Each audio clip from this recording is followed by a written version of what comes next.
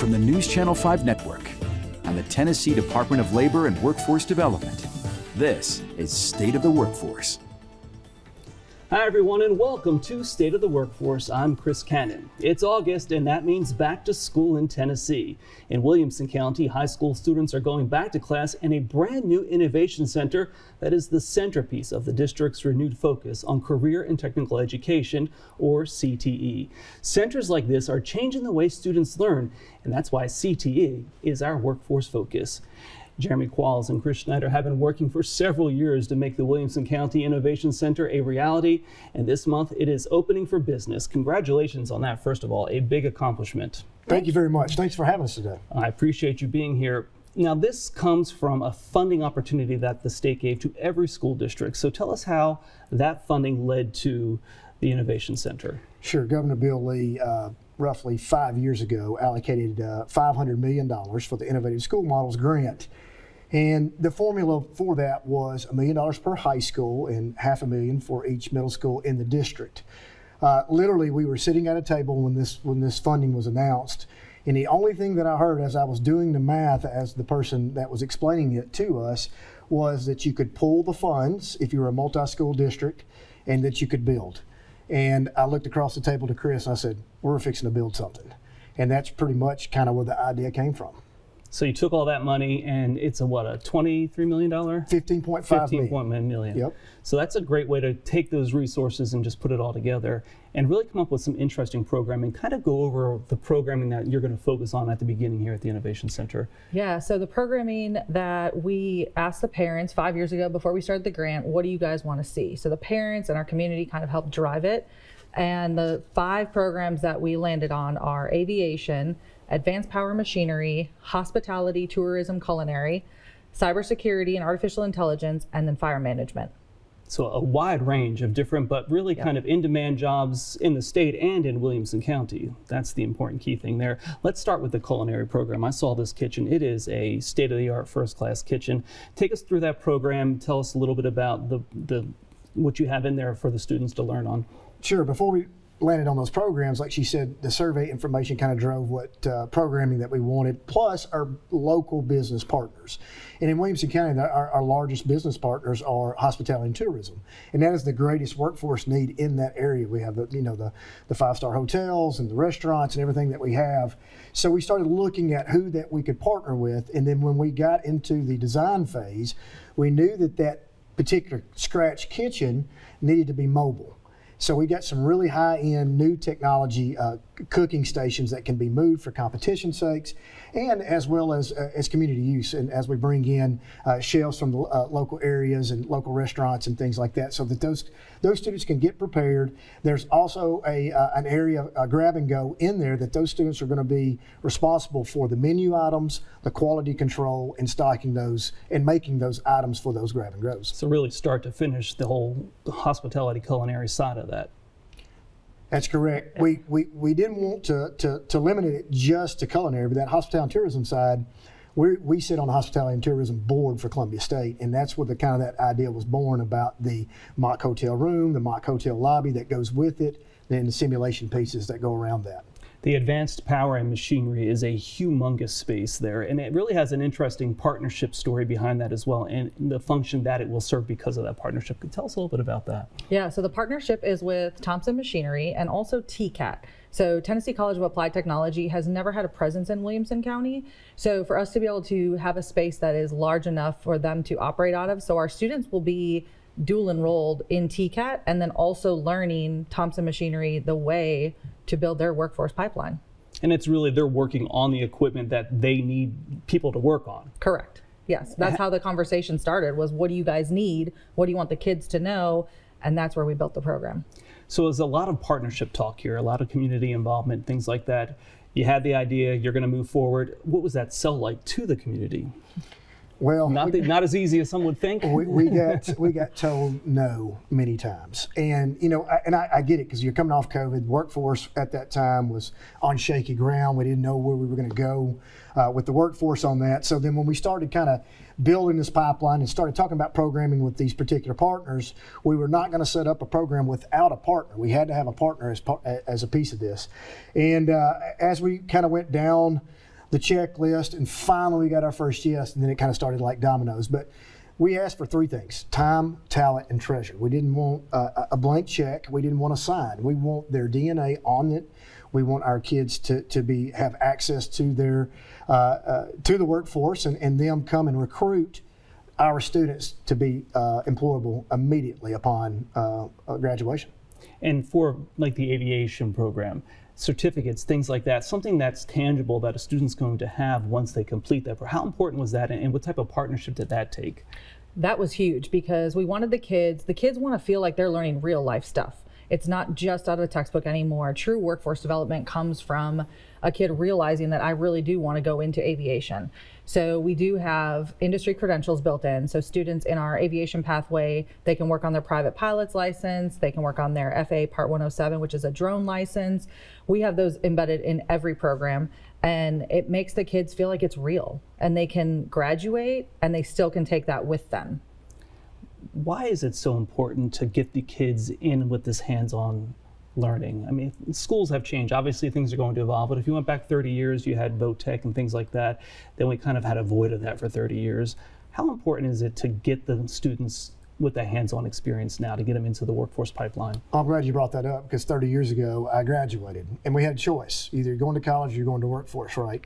And that has changed. That's changed dramatically in the last 5 to 10 years, that local colleges, 4-year public, private, 2-year colleges, it doesn't matter. They're all starting to look at a differentiator when students apply.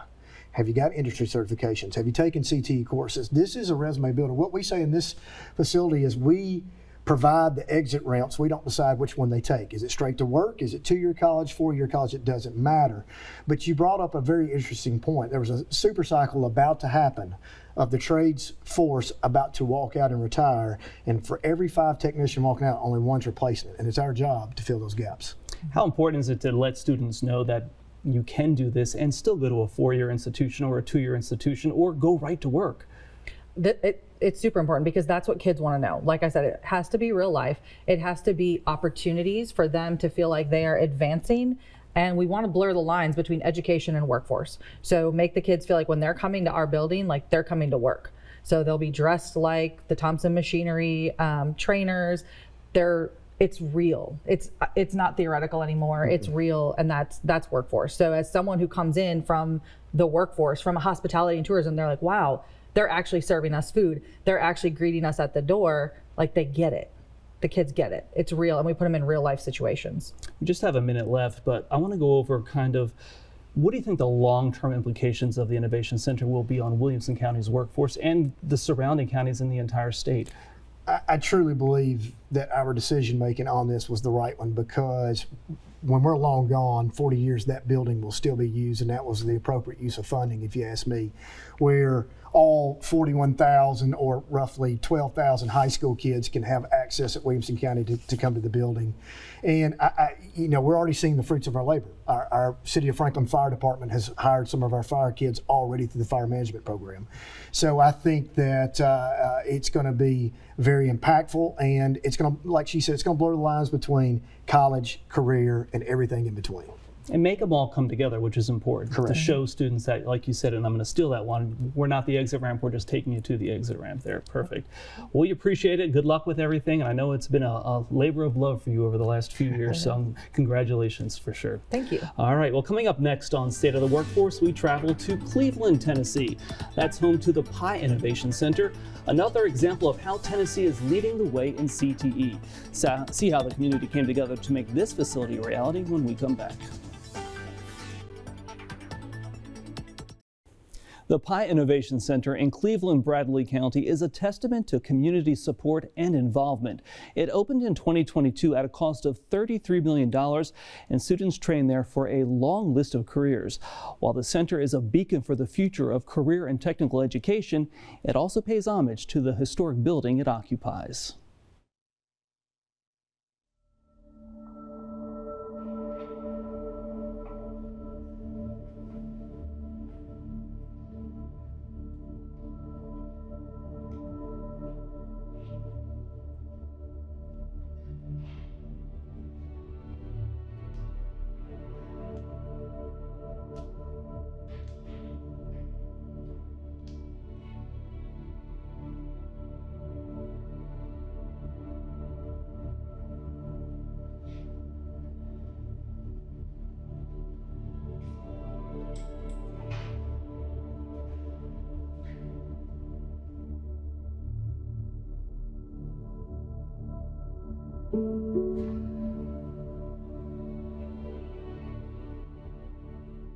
Eight years ago, when I arrived in Bradley County, we had a grant that involved career and technical education and community.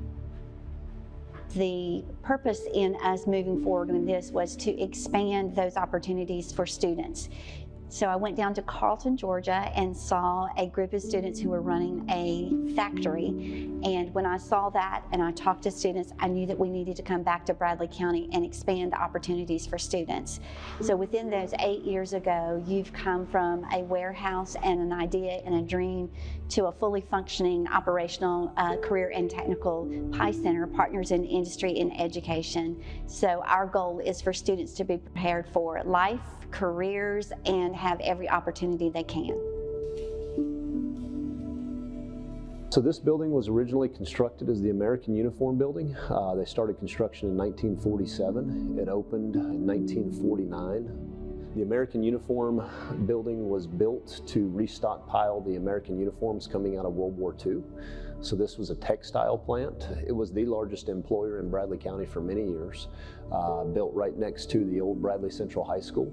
So a lot of the high school students of this community actually worked here. Their families were impacted here. If you're an old Bradley Countian or a native of Cleveland, Bradley County, there's probably a pretty good chance that you have a relative or somebody that had experience on this site. So this site's very meaningful to the community. And I think the work ethic that this site produced in our community we're still seeing today by families that are in manufacturing and in a lot of different jobs here. And we look forward to this site being the workforce of the future and that same kind of grit that it takes to continue.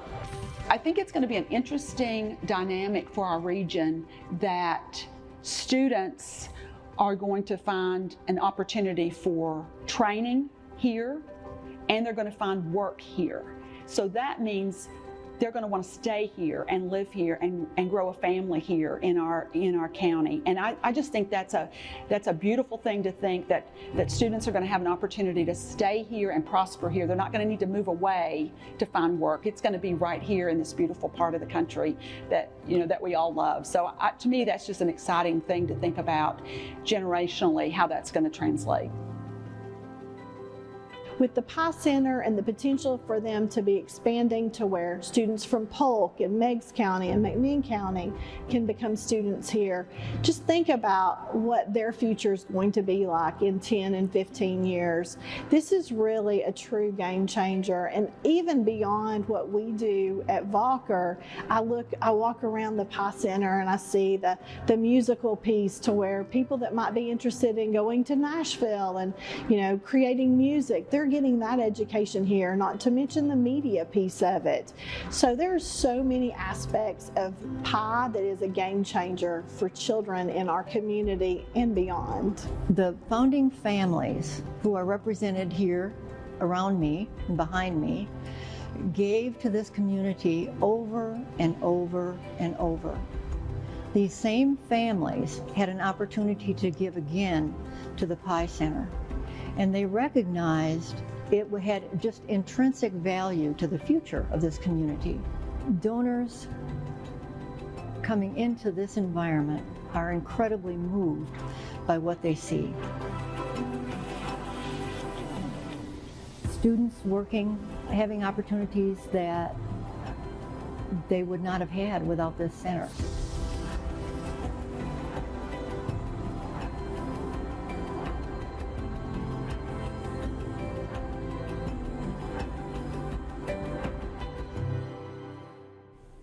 A really amazing center that relies on area schools, it relies on industry there, and it relies on innovation. When we come back, we'll head back to Bradley County and we'll talk to the director of that center to find out more about the impact it's having on that part of Tennessee. Stay with us. State of the Workforce, we'll be right back.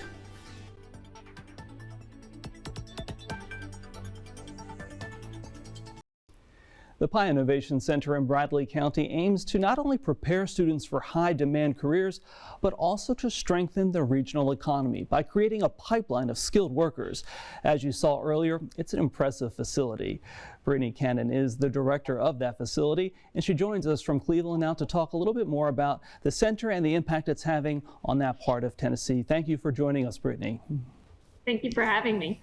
So we saw this video. It's such an impressive center. Congratulations on that. Tell us how many students you're going to have there enrolled in the new school year. Okay, so we just finished our 3rd year of operation, and each year we have grown significantly. So we ended the year with right at 501 students, and we anticipate serving around, we're looking at around 540 this year, could be more, but it's important to remember that each of our programs, they have to have just 25 students. That is a CTE, Career and Technical Education. That's a law within our state. Gotcha. So who can participate at the Pi Center, and what does that day look like for an average student who's taking classes there? Sure, good question. So we are in Bradley County, and in Bradley County schools, we have 2 large high schools. That's Bradley Central and Walker Valley. And so those students can participate, those juniors and seniors. And then we partnered with Polk County and Meigs County, which are both rural neighboring counties. And so this year we had our first group of Polk County students come on board in our programs. So to answer that question, we can have Walker Valley, Bradley, Polk, and Meigs students participate in the Pi Center. So it's really becoming a regional center for workforce development. Yes, yes, and that's what it was definitely designed to do. And as we were building the center to receive different funding, grant funding, our rural friends really helped us, solidify those grants. And so they do not have the opportunities within their counties. And so we wanted to be able to provide that because that helps the workforce within the region. And students have the opportunity to earn college credit, industry certificates, get that real-world hands-on experience. How important is that for when they go out into the real world or go on to post-secondary education? You know, it's so very important. And as we were building the Pi Center, really want you to think of the center as, we look at it like an interstate with many different exits where students can go straight into the workforce, where they can go into a technical or community college, or straight into that 4-year university or military. And so we really believe in those stackable credentials where students can earn those certifications, those dual enrollment credits, and whatever path they take, they have a foundation that they can just keep stacking those credentials to set them up for success, whether that's in the workforce or into that college university pathway. So how do the CTE programs and classes at the Pi Center differ from what you might find in a traditional high school across the state? So we like to think, what we know of the Pi Center, that we are the first of its kind in the state of Tennessee and across the nation. Where we differ is we house K-12, post-secondary, nonprofits, business and industry under one roof. And so you see I'm sitting here in the McKee STEM Center part of the Pi Center. And so something that's truly different and that sets us apart is our partnerships. You know, when you talk about Pi, Pi stands for partnerships in industry and education.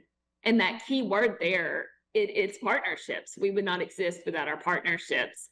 And so we differ because of our strong partnerships and what they do with our students. We have businesses that are here at the Pi Center, and part of the agreement to come on board at the Pi Centers, they have to agree to work with students in some capacity. And each business has different needs. And so we really sit down with each business that comes in And we talk about the win-win for both.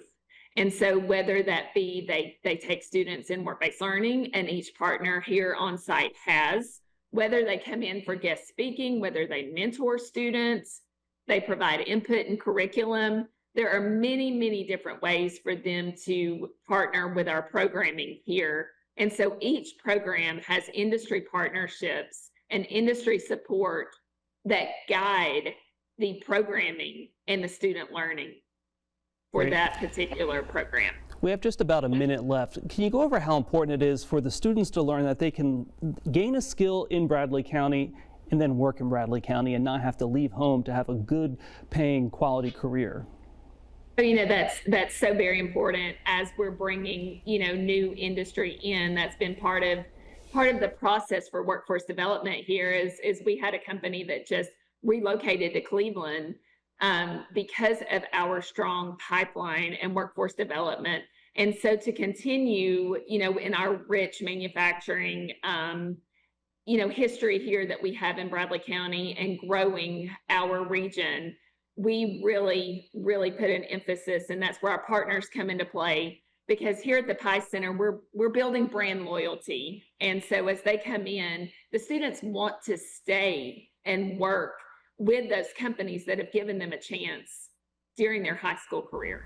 Well, it's an amazing program and it's an amazing facility, and it's really could be a model and is a model for the rest of the state. Brittany Cannon, thank you so much for joining us from Cleveland, Tennessee today. Thank you. And that is State of the Workforce. Thanks for joining us today. I'm Chris Cannon. You can learn more about the top programs and all the services the department has for Tennesseans at tnworkready.com. And of course, you can find us on social media. We'll see you next time on State of the Workforce.